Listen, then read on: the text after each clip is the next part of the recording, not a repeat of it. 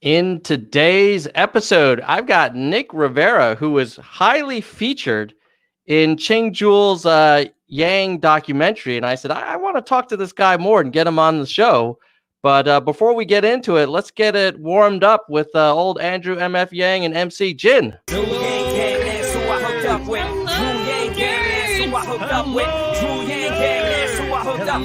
no place to hide now that he's arrived. I'm saying he ain't playing now with this campaign. Bang, dang, is and Drew, come roll with the Yang Gang. Drew Yang Gang, that's who I hooked up with. Drew Yang Gang, that's who I hooked up with. Drew Yang Gang, that's who I hooked up. Yo, there's no place to hide now that he's arrived. I'm saying he ain't playing now with this campaign. Bang, dang, is and Drew, come roll with the Yang Gang.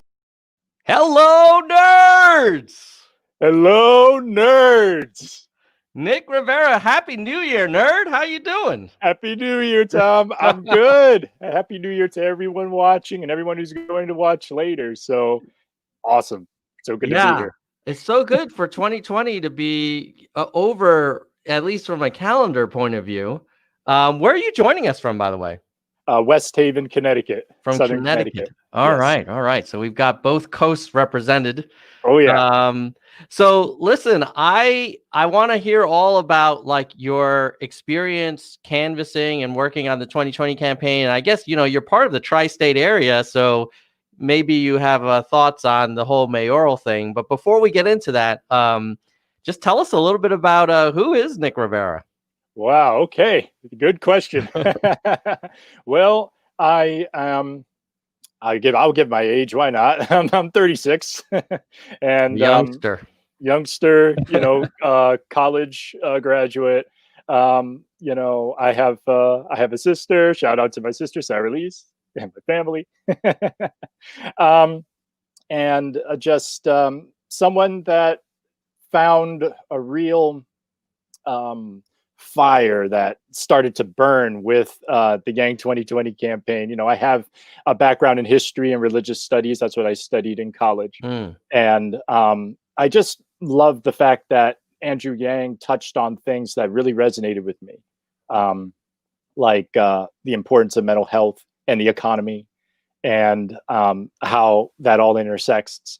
And I'm just I'm a guy that just is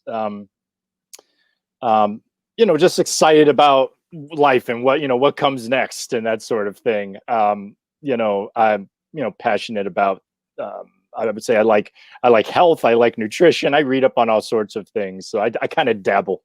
Yeah, I'm kind of a dabbler. yeah, Renaissance man. So Renaissance man. Are you part of the Rogan cohort, or when did you join the movement? That is a very good question. Yes, it was actually the Breakfast Club interview, the first Breakfast Club interview that was in I believe that was late February, early March of 2019. And after that, I watched the Joe Rogan Experience podcast. And then that just sealed the deal for me. I was just like, yeah, this is my guy. This is my candidate, because I was looking who I was going to support. So. Yeah.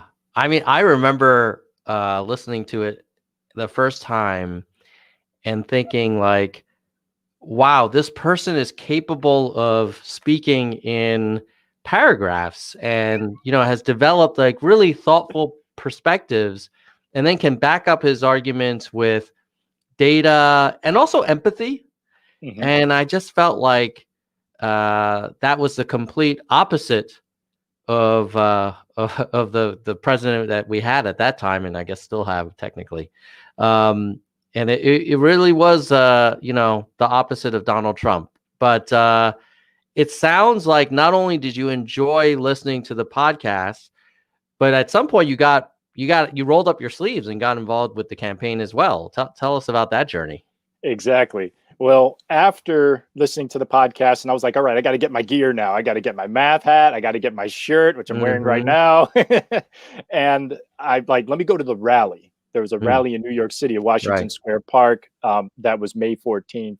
In the rain. 2019. In the rain, exactly. Yeah. But so many people showed up, and it's just the energy was just almost palpable. Seriously, it's like I forgot about the fact that it was raining, and I didn't have an umbrella either. I got my sign got soaked. Andrew Yang for president. I was just like, but I enjoyed the moment, and I was in the front row, my sister and I, and then Ching Juhl found me and interviewed me. So shout out to Ching Juhl. Yeah, I think I remember. I think I remember that scene because I was watching Ching Juhl's documentary, which I believe she's submitting it to a film festival, which is why it's not broadly available at the moment. But I remember like your back was turned to her, and then you were just like some guy in the crowd, and then you turned around and you guys started talking. I was like, oh, this is an interesting dude. And then you show up quite a bit in the documentary. So yeah, like, did you realize that you were gonna get that involved? Like, were you as involved, let's say, with the Clinton campaign or the Obama campaigns? Where does this fit in? Where does this fit in? I will say, I mean, this is the first, presidential candidate that I've ever, supported so wholeheartedly. I just felt that his policies and, his vision for the country really, really spoke to me. So there's really no comparison. I mean? This is like a first for me, just really getting involved. And it's been a journey. It was kind of like it started from that point. I was like, okay, I saw him in person. And I'm like, I'm in. What can I do? I want to help out, whatever. So what was it about this guy that you didn't see from others? I think it's just like you said, and I felt it too. Just the empathy, just the fact that he is an outsider, political outsider. That really appealed to me. I really liked that, and I'm like, let me just do what I can. So, I can support this guy. I think there's an anti-establishment appeal that came from Andrew Yang for sure. And what he said, he's just like not sounding like a politician, not the empty platitudes. Yeah. It's like, these are the problems. Let's get our sleeves rolled up. Let's get down and dirty and solve them. So, yeah. And I think that anti-establishment sort of outsider thing explains why it was so hard for a lot of the Yang Gang to come to terms with the Biden nomination, right? Because, if you were to categorize the people running in the primary like Yang and Biden, you wouldn't put them in the same bucket. No, that's something I didn't expect. There's so many surprises. Right? Yeah. Seriously. So how did you go from showing up did you say it was in Washington Square, or where was it? Washington Square Park. Yes, yeah, Washington Square NYU Park area. Yeah. So by NYU, and then I think I saw a film of you like in Iowa. Yes, that's right. So, like, I get supporting a candidate. Yeah. And that's why I've been so impressed with, because I was watching all of this. At that time I was working from Europe, and so I wasn't as on the ground. I was just sort of all virtual on YouTube. But tell me a little bit about like showing up on the ground. It's like there was a sort of Woodstock vibe to it just from watching like this kind of energy. Like, tell me about that. Indeed, it was. It's like arriving in a magical land in the middle of the country. I'm like, where am I? And I was so inspired to go. And, I mean, Ching was like ready to do it. And I was just like, all right, let's go. And Patrick Hagee also encouraging Yang Gang who could do it, make the trip to go. And I was just like, I'm in. And it's way out of my comfort zone. I'm an introverted guy. That's another thing I didn't say about myself. I'm an introverted guy. You probably can't tell from the documentary, but I've never really gone all out on something like that. So it was definitely a new frontier, a new territory for me, but I have no regrets. I'm glad that I did it, and arrived. How long were you out there? 2 weeks. So it's supposed to just be 1 week, and then it turned to 2 weeks. Wow! And what did people say when you told them? I guess outside of the Yang Gang, when you're like, "Oh yeah, I'm gonna go to Iowa and volunteer for this dude who you've never heard of," Well, my friends, my circle was very impressed and very supportive. Like my parents gave me, some money, that Christmas. They're like, "Happy Yanging, go," just pushing me to go and do it. That's And my great. best and my friends too. I remember telling them at the bar, back then when we could go to bars, like, "Hey guys, I'm gonna go to Iowa to Campus Ranch Yang." And they're like, "Wow, like, you really believe in this platform. You really believe in this candidate." And I'm like, Yeah. "Yeah." And So what was that? What was it like? Now you show up there. Is the primary activity door knocking or calling, or what did a day in the life of Nick in Iowa look like? Well, what it looked like was, get up, get breakfast. We got like these vouchers. Everyone who was there got vouchers. So we got to have like really good breakfast with like eggs and avocado toast. It was really good.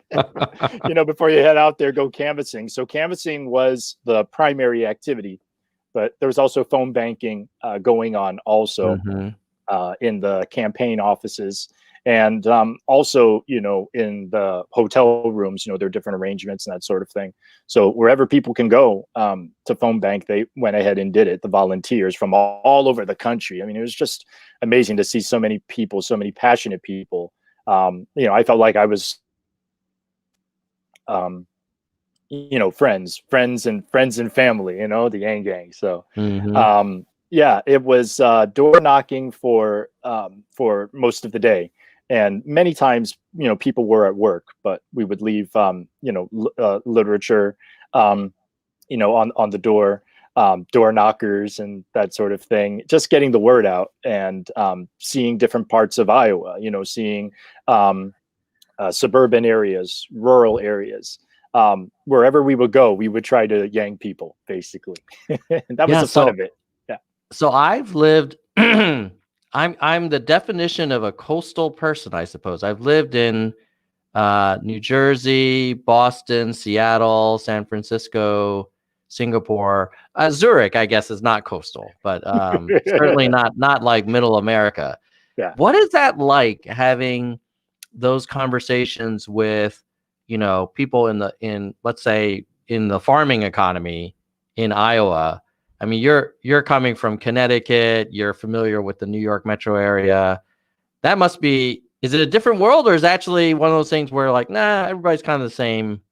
Like, we just have different zip codes. I mean, I think in my opinion, it was definitely dealing with different perspectives and viewpoints and, different world. Like I would tell them, "Hey, I came here, from Connecticut because I wanted to tell you, about this candidate and tell you what his vision for the country and the economy, and how a universal basic income can not only help me, but also, help you, help your family, that sort of thing." But at the end, because the motto, the slogan is humanity first, I'm just like, I'm talking to another human being here. So they definitely have concerns. They definitely have issues that they're dealing with, and they're looking. A lot of them have more of an open mind than you think. So I know often it's referred to as flyover country, right? But this is really the center of where this all begins, this political process, this primary process. And it was definitely humbling, and it also challenging too. I was like, how do I get a sense of where this person is coming from? What are they concerned about the most? So for some voters, it's like, oh yeah, I just want to beat Trump, it's just whatever we got to do, whoever it is. And then others are like, well, I'm really concerned about healthcare. The insurance industry is huge in Iowa. So, there, mental health also, I learned from talking to a voter that they didn't really have like as many beds as, necessary. They have a mental health crisis there. So, I would just try to find what those pain points were and then try to point to policies to say, hey, you're not alone. And there's a guy that's running. He's not a politician, but he definitely has his finger on the pulse of the country, and he's diagnosed what the problems are. And yeah, what were the kind of talking points or kind of approaches that you found most effective? I would say talking about um, in Iowa, there are jobs that are being automated away, and in rural areas as well as the metropolitan areas that are there. So I would just try to touch on that, talk about technology, but try to distill it. I didn't want to make it too complicated, too wonky. Yeah.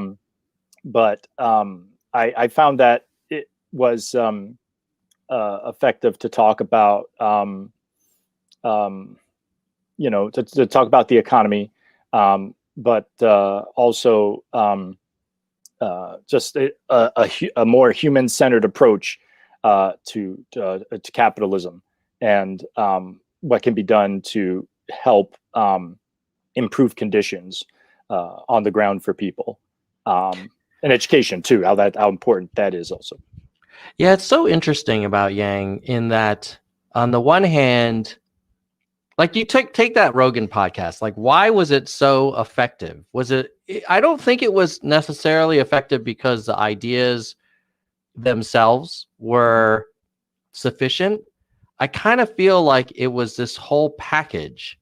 Like it's this really bright guy who's not a dick, but who's also like has a specific ideas and has thought about problems in a different way. And like you said earlier, he's not a politician. And I just wonder, like, how the heck do you summarize that in an elevator pitch when you're knocking on a door and you may only have 10, 20 seconds before they decide if they tell you like, hey, it's not a good time for me. Were there openers that you found like could get the ball rolling, or was it that, hey, I'm Nick, I flew all the way from Connecticut, like, and then they're like, oh well, shit, I better listen to this, at least give them a few seconds. Like, how did that work out? I mean, I did that. I tried that approach, just to say, where I'm from, and I think that the passion came across. I was able to convey that in a short amount of time, so they could at least hear me out for a couple of seconds. I would also give them literature too. I would also tell them just how excited I was about the freedom dividend, but I also said there were like 130 plus policies all on top of that. It's not it's not like a one trick type of thing. It's like you said, it's a package, right? It's a holistic policy package, and so Americans can think about the issues that they're facing, the problems that they're facing, and then kind of find the policies are like puzzle pieces, right? So they can put it together for themselves. But most importantly was just getting his name out there, trying to get that name recognition up. And I was like, hey, have you watched the debates? That sort of thing. And sometimes they did. And then I was able to talk to them about, hey, Andrew Yang talks about bringing the people and the money together. And, he wanted to give people something, and that's why a lot of people really got on board with the campaign, I believe, is because they were able to basically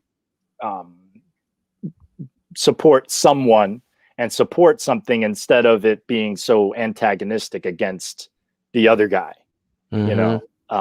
so I think that's what was refreshing, and it didn't really come in this, political, ultra polished, political sanitized type of way and manner.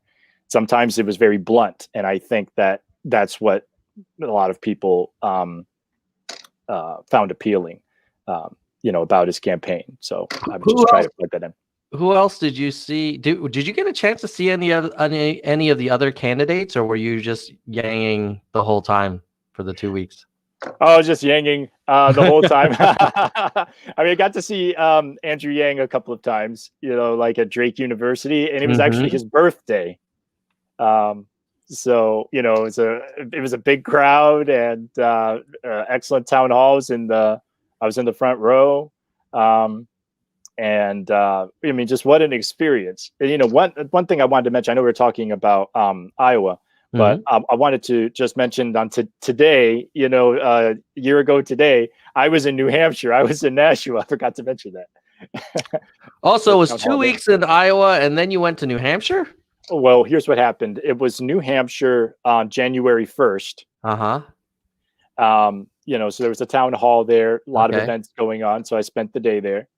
And there was one weekend where I went with the Connecticut Yang Gang, and we knocked on doors in Nashua.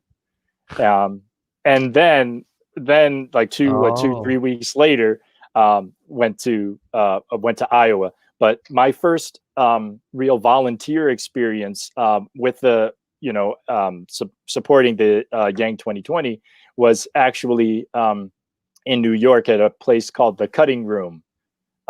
It was a fundraiser, but I was able to get in as a volunteer.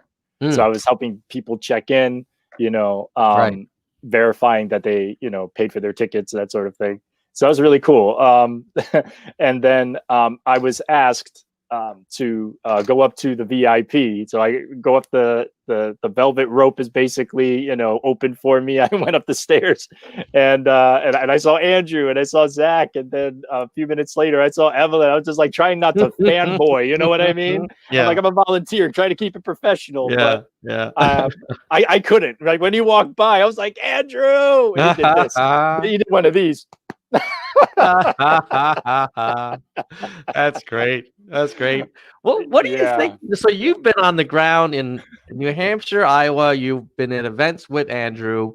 So many of his supporters are like me, who've only seen him virtually, like on YouTube and stuff. What do you think is like something that the pure virtual Yang Gang we miss, or we don't have as much of an appreciation of, that you saw either about the movement or about sort of other volunteers or about Andrew himself that you picked up over those few weeks? I mean, I think it's impressive how you know, the Yang Gang has been, you know, just like the internet campaign, right? But definitely got to a point where we had to go from the URL to the IRL. You know what I mean? We had to get in there. We had to be on the ground, knock on doors, talk to people, and of course, you know, I mean, attend rallies and attend events and that sort of thing.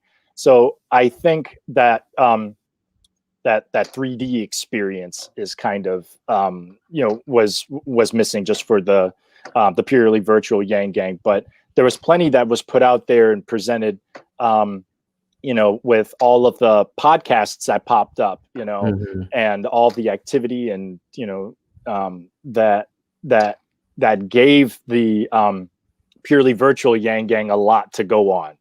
And I think that explains a lot of the longevity of the campaign. But as far as, you know, what I got to experience, I found that it was very special, you know, just being able to meet people from all across the country. And, you know, I mean, talk about policies, talk about memes, talk about, you know, just the experiences that we have canvassing. And just, there's just a great deal of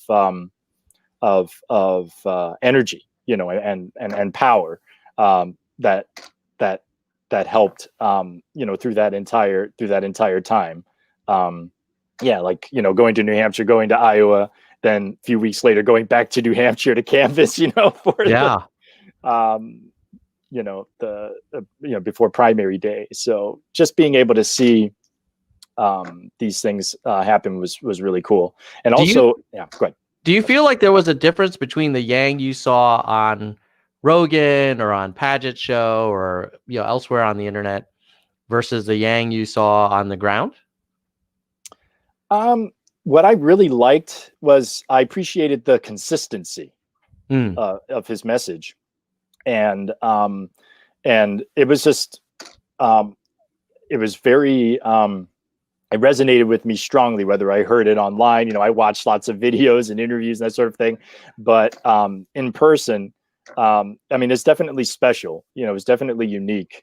You know, and when I first met him in New York, you see, I volunteered, right? But then I got a chance to get a picture with him and meet him. get a book signed and that sort of thing. Mm-hmm.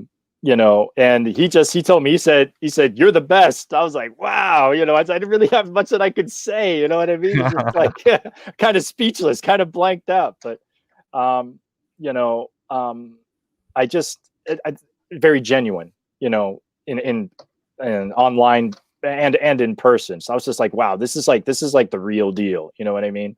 Yeah. That's what really was communicated to me. That became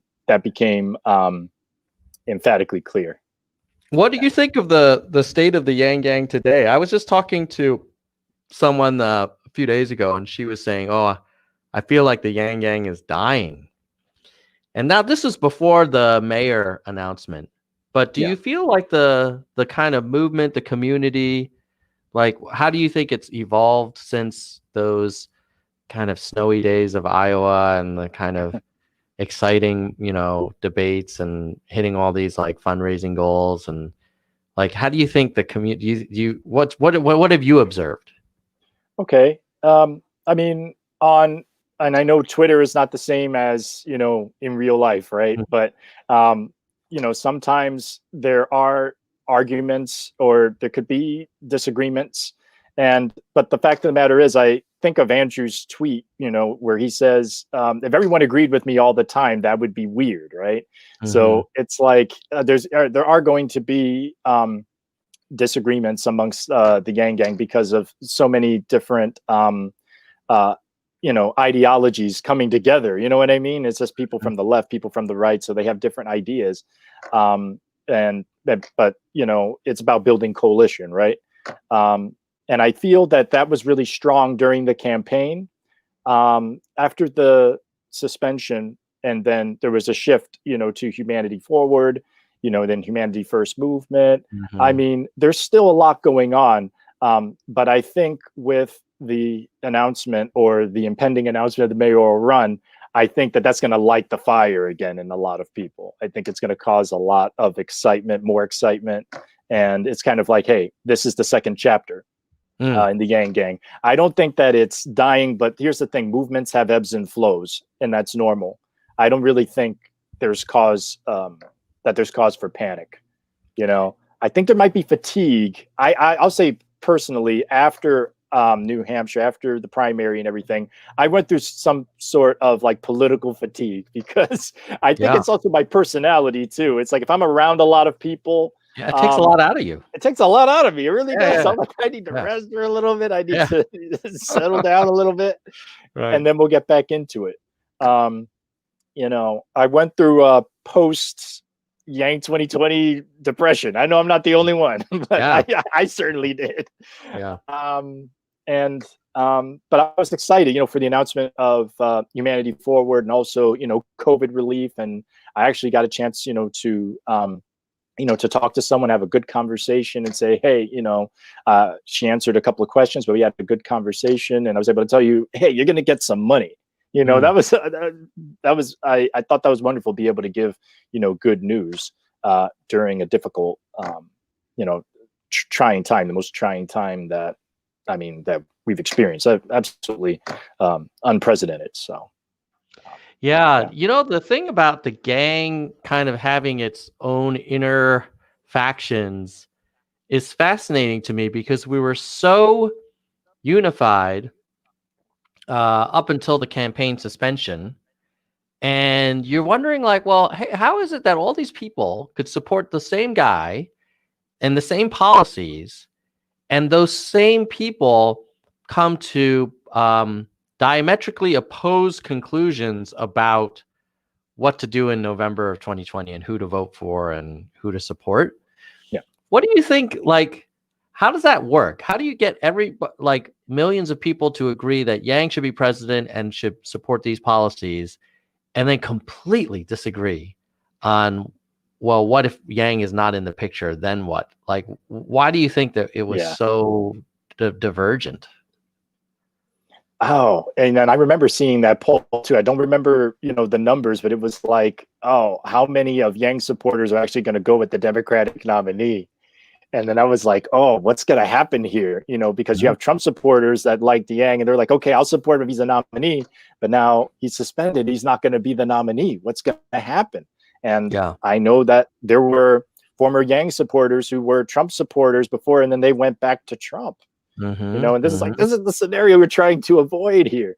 And then after Andrew Yang endorsed Joe Biden, I mean, I have to be honest, I didn't really have fuzzy feelings. I remember I was watching CNN and he said it, and I was like, okay. I mean, he basically sees the writing on the wall, and he's looked at the math, and he's like, okay, this is what's going to drive the endorsement. But I was like, oh, Joe Biden didn't endorse UBI. I thought that was like the condition, you know? I was like, what's going on here?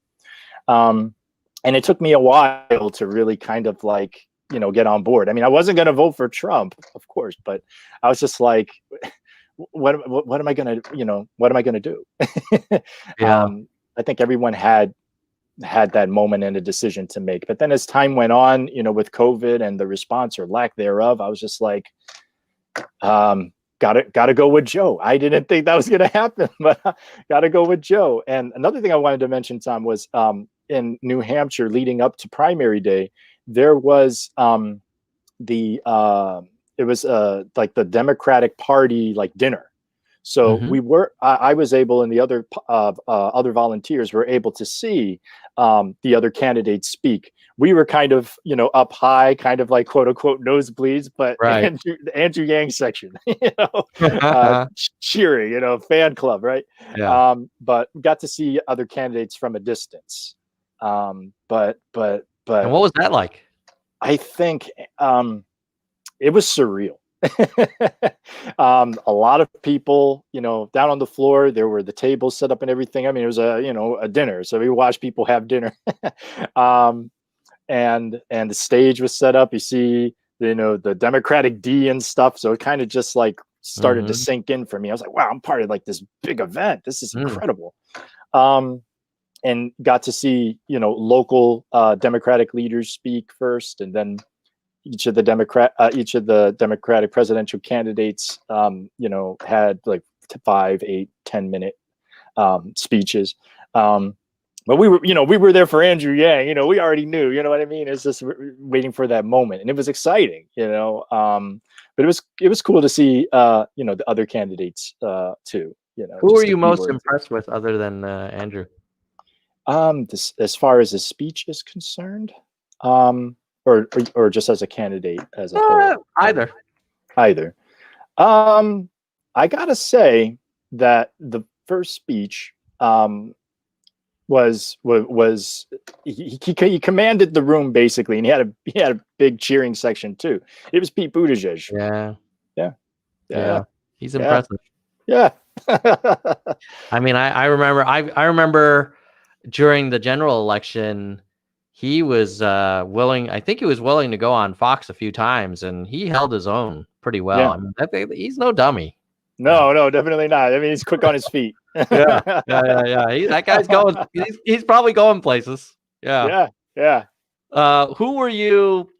Like, if it were up to you, and you were like a mega super delegate, and you could have picked the nominee, who were you thinking after Yang suspended?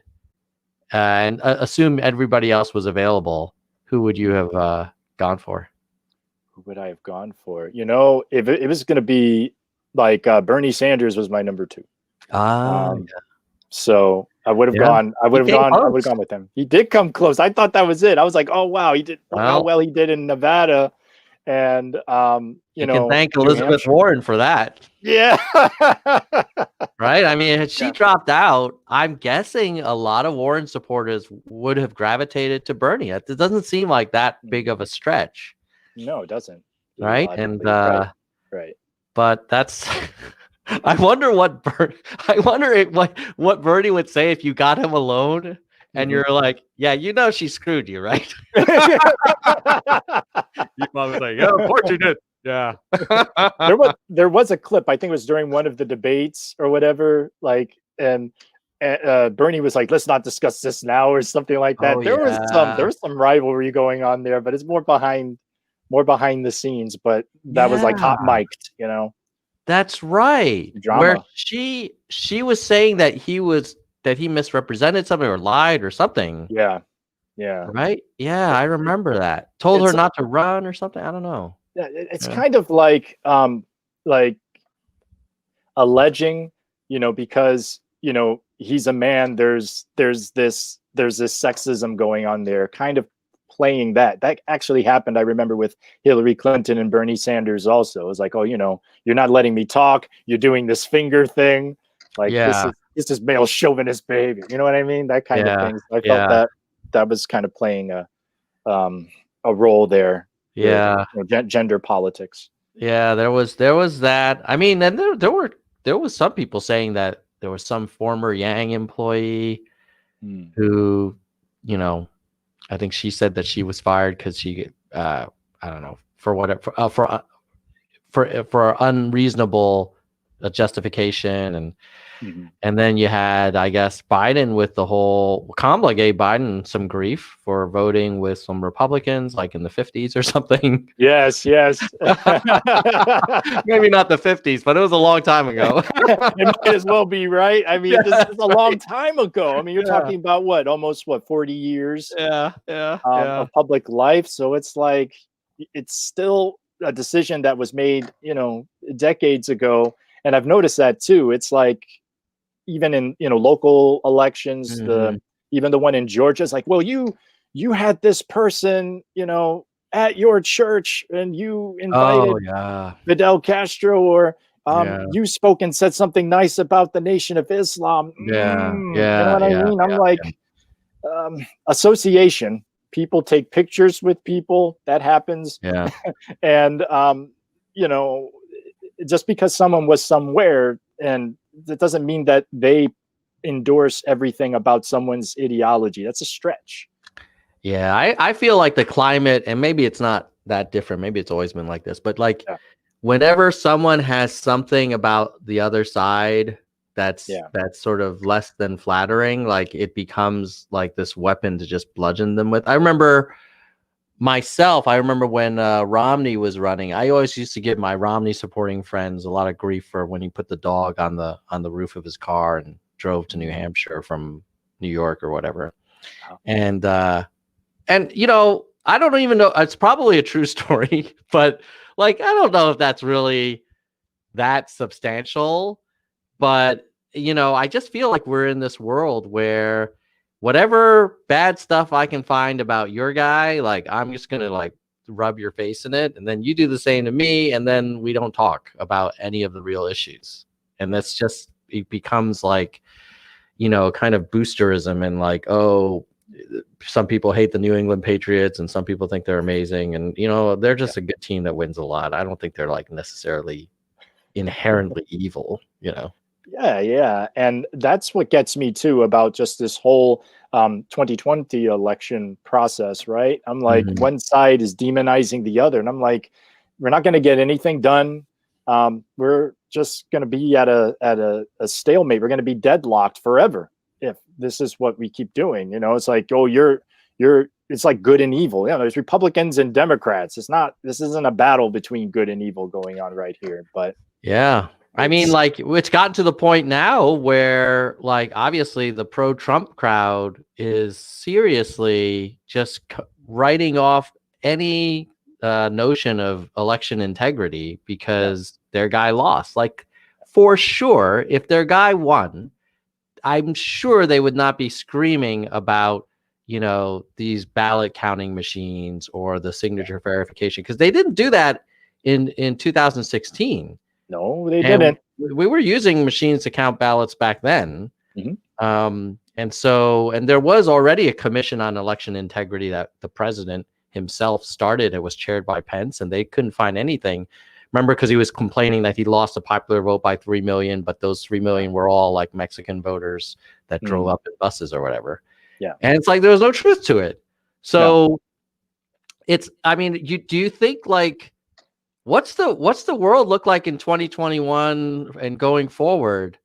Like, do you think the inauguration is like, we're going to turn the page, or is it like, no, this will just kind of persist and keep kind of spiraling down? I hope that it will turn that we will turn the page as a nation. But I am also concerned that the problems that led to Trump's election in 2016, they're going to go unsolved. And, I hope that this is the last that we've seen of him and the Trump family, but Probably not, right? probably not. Yeah. I mean, the fact that you have a platform that's an echo chamber like Parler or Parlay, it's pronounced in different ways.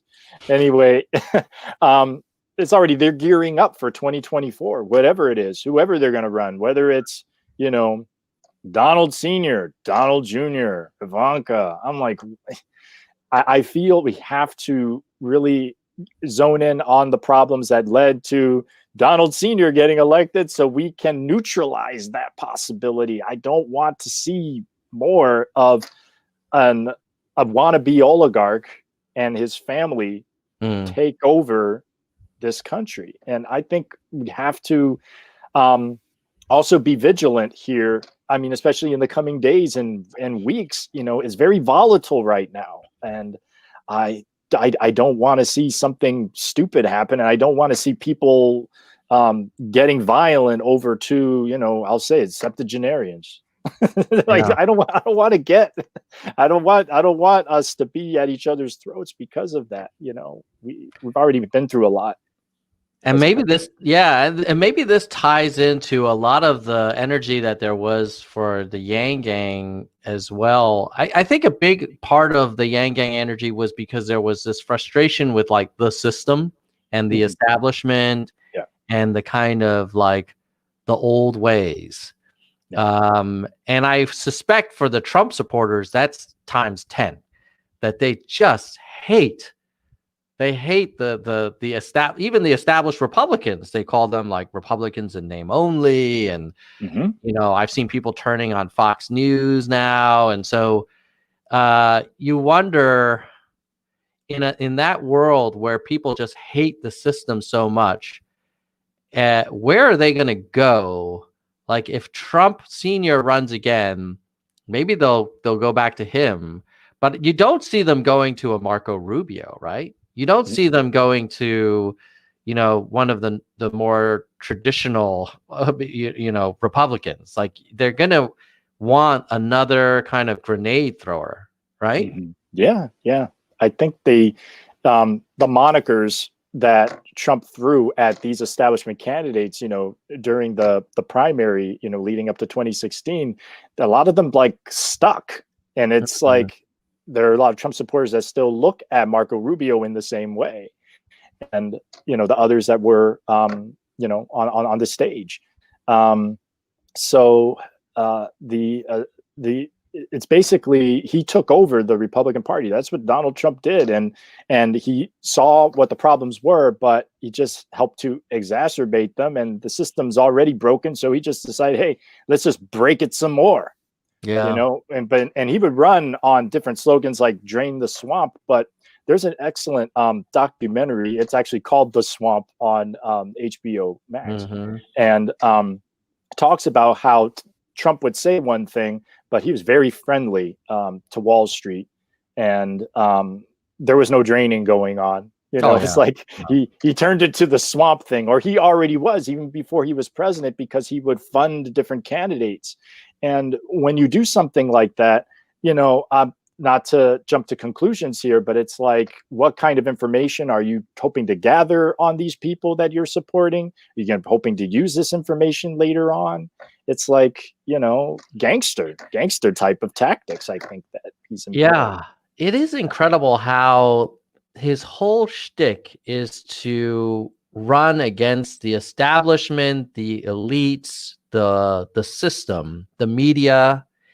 But there's nothing like, when you look at the policies, it's basically deregulation, tax cuts for the rich, and tariffs on international trade. And at some point, when you're, especially in the middle of a global pandemic, you'd want someone that actually leads.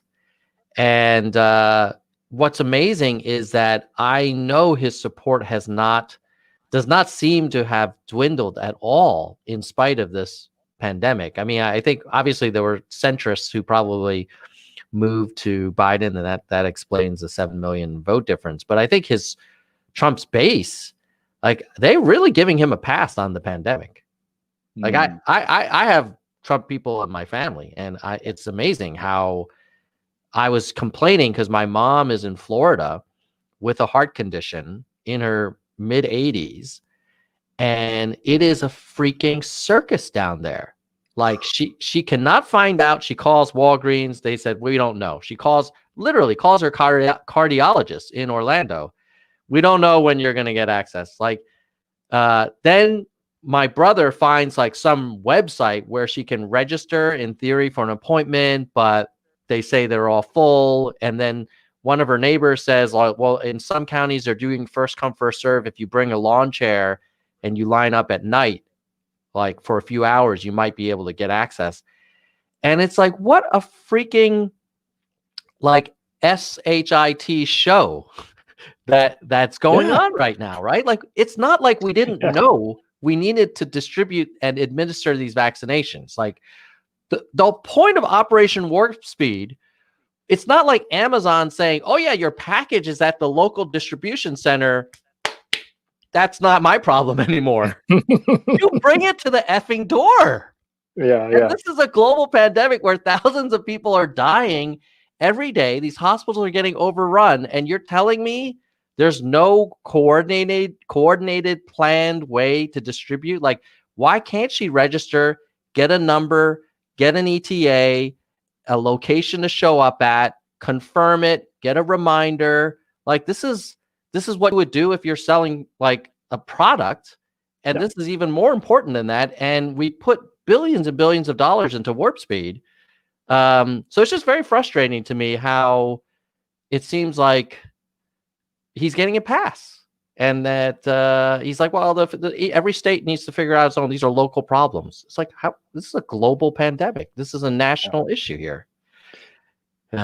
It's the same thing with like the talk of the national stockpile, right? Like, it didn't make any sense when Jared Kushner went on TV and he's like, well, it's a national stockpile because it's like for the nation, or he basically tried to say, oh, it's for the government and not the states. Yeah. I was like, why do you have a stockpile then if it's not for the states? Yeah. So I feel that the way that was handled too, in one sense, it seems like, oh, it's all bungled. They just don't know what they're doing. They're trying to run government like a business. But then on the other hand, based on the policies and based on the response, it's like sometimes inaction is action, and you're sending a message. You don't want certain states to have certain things when they desperately need it, like the PPE. Yeah. You know, it's crazy. And then when after they at least the House and Senate agreed on the stimulus, which included money for vaccine distribution, to then wait till they complete the vote that your Secretary of Treasury spent 6 months negotiating as your delegate, and then say like, this is a disgrace. I'm not going to sign it. Like, now you get involved on like Christmas Eve. Yeah. Like, what the, like, and his supporters, they love him. They're like, oh, thank you for fighting for us, Mr. President. It's like, he didn't speak a word about the stimulus for months. Right. I think one time he said, oh yeah, I'd like $2,000. But like, we know if he cares about something, he can talk about it more than once every few months. Yeah, and these one-liners, and it's sort of, I see last year, and you know, I'm hopefully this year will be different, is just a great deal of gaslighting on so many fronts. You know, it's just like, let's talk about. Like, I said something. Yeah, Nick, I know. Let's. He's taking all of our energy. He's so good at that. Yeah.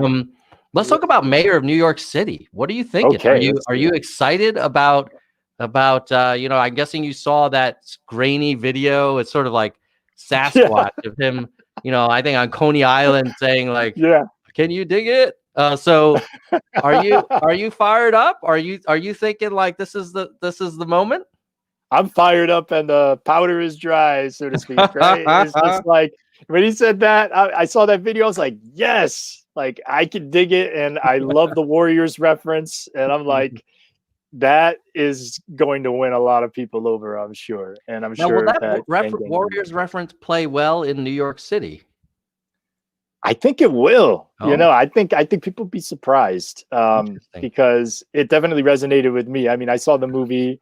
There was even a video game that came out for like the PlayStation 2 years ago.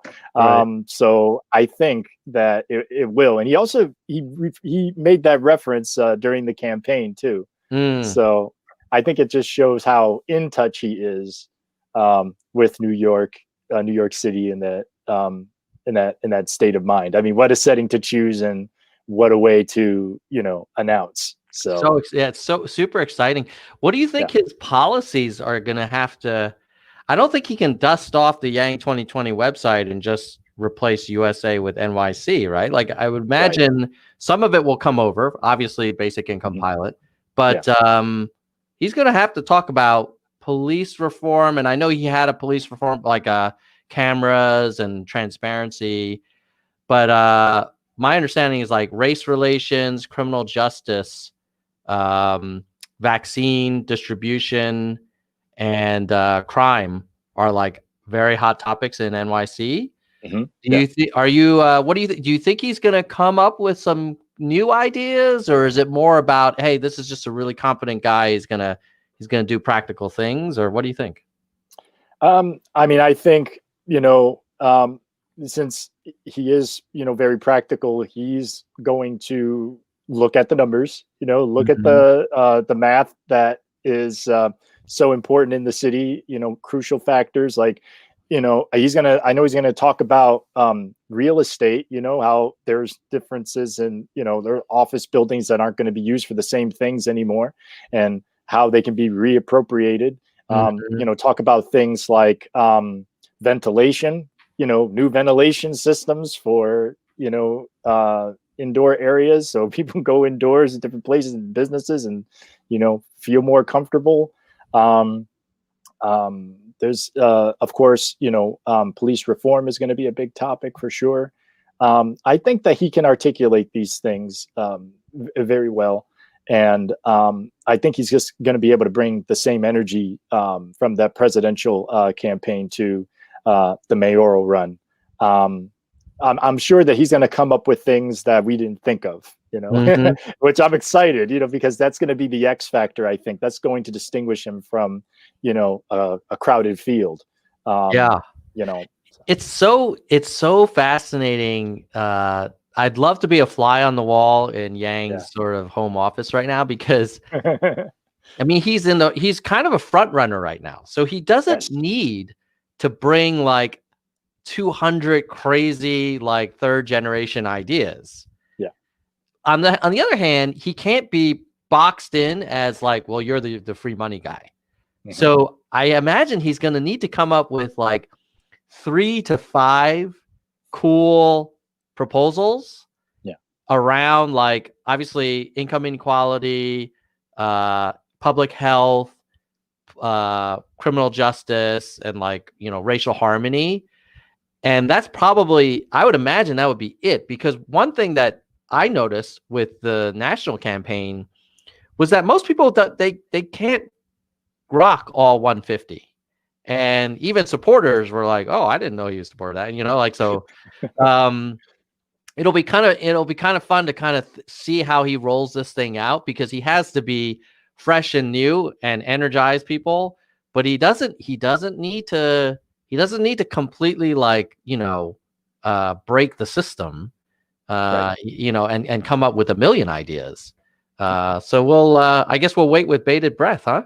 Absolutely. No, I'm looking forward to it. And, you know, I'm sure we'll be seeing those ads. We'll be seeing a lot of activity, you know, like on Twitter, you know, see different videos, and there'll be interviews. And it's really exciting to see pictures like with, you know, Andrew Yang meeting with, you know, the Reverend Al Sharpton, and meeting with other, you know, other people in the city, you know, like other, like, movers and shakers. And they have their ears, you know, you know, if he's having breakfast with Reverend Al, like, you know, that just got real. It did, right? Like, you don't become mayor without talking to the Rev. So Right. it'll be interesting for sure. Well, I know we're over time, Nick. Is there anything else that you wanted to bring up or highlight before we wrap up? Well, that's my Twitter handle right there at Nick of Time 925. If you want to follow me, I also want to plug Ching Juhl's film watch party. That's coming up on January 4th. Also happens to be her birthday. So happy early birthday, Ching. Yes, Ching Juhl. She's on Jan 4th at 8 p.m. Eastern time on the Juhl Media YouTube channel.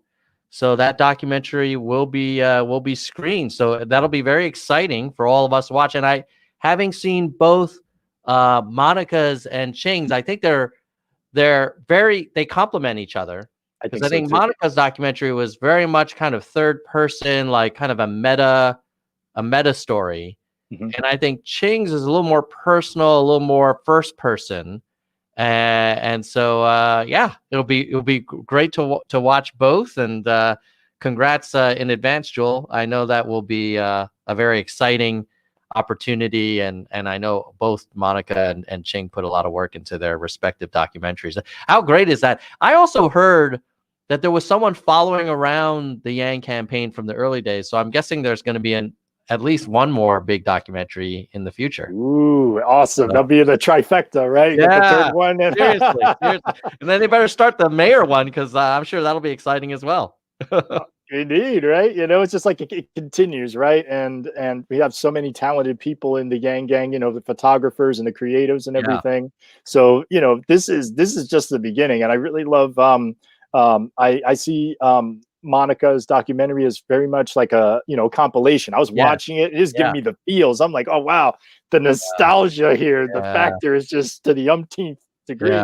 And with Ching's documentary, it's very much like a scrapbook. It's like, hey, this is where we were here, this is what we did, and we're going forward. So it's a tribute and a gift to the Yang Gang, but also you can present it to those who aren't in the Yang Gang, and I think you can get them revved up. You can get them excited. Like, oh wow, I wish I was a part of that. That was so much fun. We're just getting started, man. Started.